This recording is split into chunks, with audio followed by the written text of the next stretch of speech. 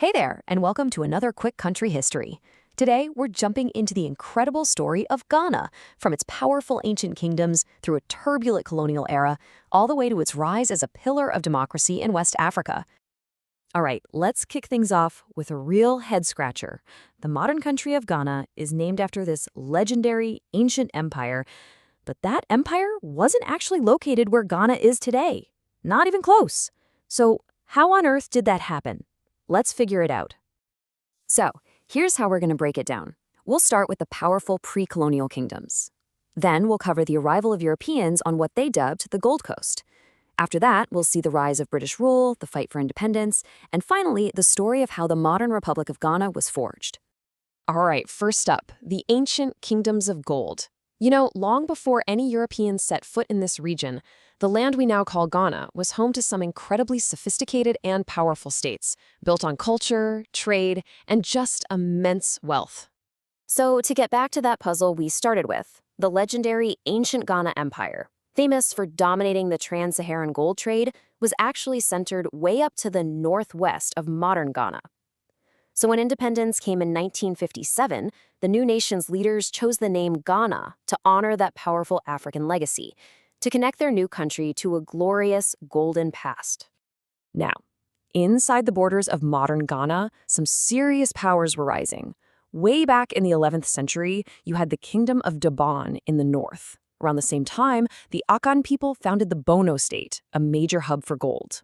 And then, by the 17th century, a new powerhouse emerged, the mighty Ashanti Empire, which brought a bunch of Akan states together into one formidable force. And what's so cool about the Bono state is how much of its culture is still alive today.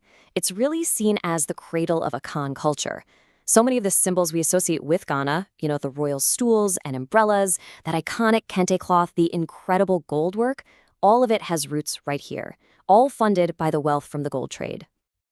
And then came the Ashanti, who just took things to a whole other level.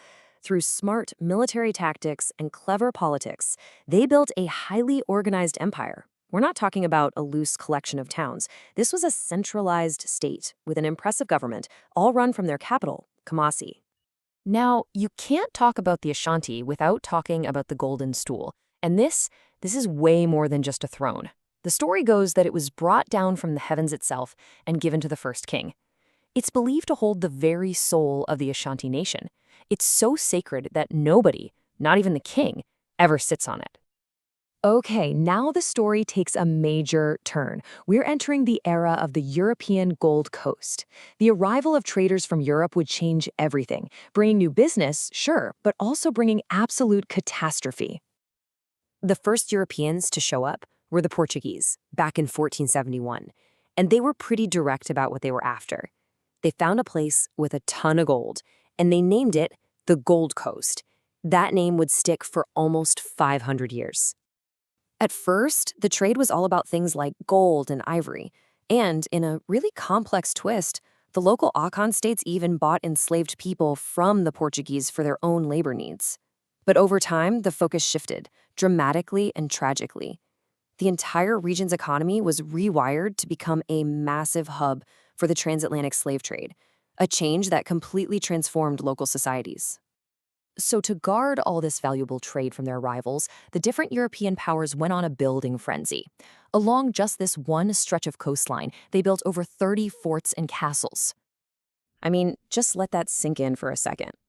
This little slice of the West African coast had more European military buildings than anywhere else in the world outside of Europe itself. That just shows you how incredibly intense and valuable the trade from this region really was. All this competition, all these forts, it was bound to lead to conflict. And that brings us to our third chapter, the rise of British rule. As different European nations fought for control, one was going to come out on top, but not without a long, bloody fight with the region's most powerful kingdom. So the 1800s were pretty much dominated by a series of conflicts called the Anglo-Ashanti Wars. You can see how it played out. The Ashanti won some early victories, but eventually the British launched brutal campaigns, even burning the capital of Kumasi. The final decisive conflict was the War of the Golden Stool, which started when a British governor made the insane demand to sit on the sacred stool. The Ashanti lost the war, but that act of defiance cemented the golden stool forever as a symbol of resistance. Okay, this next part is a really key legal turning point. It's called the Bond of 1844. Basically, several Fonte chiefs on the coast, who were rivals of the Ashanti, signed a deal with the British for protection, but the fine print gave the British legal authority over serious crimes. It started as an alliance, but it ended up being the piece of paper the British used to justify their colonial expansion. And then, in 1874, after another victory over the Ashanti, it became official. Britain established the Gold Coast Colony, lumping the coast, the Ashanti lands, and the Northern Territories all together into a single political unit for the first time. So, what did British rule look like? Well, they used a system of indirect rule, governing through the local chiefs. The economy got a huge shakeup with the introduction of cocoa, which quickly became its backbone. There were also real developments in infrastructure and education. But, and this is a huge but, that very same education system created a new generation of educated Ghanaians who started asking, hey, why are they in charge? And that question leads us right into Chapter 4, The Road to Independence. Those seeds of nationalism were about to explode into a full-blown movement for self-rule. The real tipping point, though, World War II. Thousands of soldiers from the Gold Coast fought for the British Empire. They came home with a much bigger view of the world and were simply not willing to be treated like second-class citizens anymore. They became the engine of the independence movement. So two main groups stepped into the spotlight. First, you had the UGCC, led by a group of intellectuals. Their goal was cautious, self-government in the shortest possible time. But their young, fiery secretary, Kwame Nkrumah, thought that was way too slow. He broke away and formed his own party, the CPP, with a simple, powerful message the people loved: self-government now. So how did they do it? In 1950, Nkrumah and the CPP unleashed a campaign called Positive Action. It was this massive, coordinated effort using nonviolent tools like widespread strikes, boycotts, and civil disobedience, all designed to grind the colonial government to a halt. The British reaction? They threw Nkrumah in jail for sedition. But, wow, did that backfire. It made him a national hero. In one of the most amazing moments in political history, Nkrumah's party ran in the 1951 election, and he won a landslide victory. From his prison cell. The British had no choice. They had to let him out and ask him to lead the government. And from Nkrumah, this was never just about Ghana. He had a much bigger vision. He famously said, the independence of Ghana would be meaningless unless it was tied to the total liberation of Africa. He saw Ghana as the first domino that had to fall. And then, on March 6, 1957, it happened. The Gold Coast was gone, and the independent nation of Ghana was born. It was a monumental moment, the first country in sub-Saharan Africa to win its freedom, inspiring people all across the continent. All right, final chapter, because, gaining independence is one thing. Building a stable, successful nation, that's a whole different challenge, one that would be full of amazing highs and some really tough lows. So as the new leader, Nkrumah had a massive vision. He wanted to rapidly modernize the country with huge projects like the Akosambo Dam. But all that spending, plus falling cocoa prices, really hurt the economy. And politically, his government became more and more authoritarian, eventually becoming a one-party state and using harsh laws to silence anyone who disagreed with him. And then in 1966, while Nkrumah was out of the country, the military took over. This was the end of the First Republic, and honestly, the start of a really rocky, unstable period for Ghana that would last for decades. And, it got chaotic. Just look at this timeline.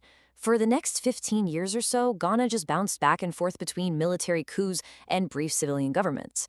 The key figure to emerge from all this was a young Air Force officer named Jerry Rawlings, who actually led 2 different coups. By the early 80s, the economy was a complete mess. Just look at this. Inflation was through the roof, over 200%. After a second coup, Rawlings' government brought in a tough economic recovery program, and the results were stark. The economy stabilized and started growing again at a pretty healthy clip. Now, this program involved some really tough economic medicine, things like budget cuts and currency devaluation. It was painful for a lot of people, no doubt, but it was the critical step that pulled Ghana's economy back from the edge and set the stage for the stability to come. So, with the economy getting back on its feet, Rawlings did something huge. He guided the country back to democracy. A new constitution was written, elections were held, and in 1993, the Fourth Republic was born. This is the start of the stable, democratic Ghana we know today. And the real success story of this Fourth Republic, the thing that makes Ghana stand out, is this: the peaceful transfer of power. Since Rawlings stepped down at the end of his term, power has repeatedly changed hands between the two main rival parties without violence. That is a huge achievement and a model for the entire region. So, what a journey, right? From ancient kingdoms of gold to a modern beacon of democracy. It leaves us with one big question to think about. As a leader in the region, what are the next big challenges Ghana will have to face to write its next chapter? Hey, if you liked this deep dive into Ghana's history, we've got a whole playlist of quick country histories just like it. Make sure to check it out, and please subscribe to Notebook Summaries for more. Thanks for watching.